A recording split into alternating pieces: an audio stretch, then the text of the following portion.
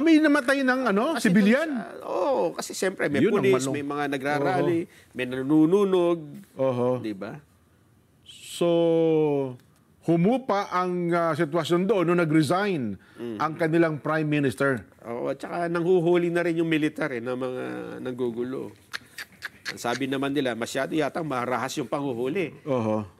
Wala daw magagawa dahil... Tsaka mantakin mo, kung 22 na ang nabilang na namamatay, di parang nakikinikita mo, may mga nasugatan na rin dyan. Alam mo ba kung ano mga nadamay dyan sa panggugulo na yan? Sinunog nila, gusali ng parlamento. Yun pala Parliament building. Kaya pala nakikita natin, Pati yung punong tanggapan ng Nepali Congress Party. Pati kongreso nila.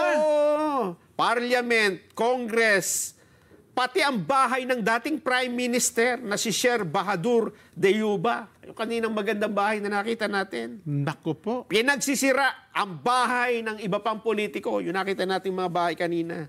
Ayun. Uulitin natin yung ating binabanggit kayo na, kaya pala nasabi natin, siguro manalangin tayo, wag itong... Wag mangyari sa atin. Gumawa na tayo siguro ng mga hakbang. Kaya pala kayo na, may nakita ko na, sino ba yun? Iniisip ko mabuti na ang kanyang panawagan, kasi may problema ang bansa natin, pwede ba isang tabi niyo muna ang politika?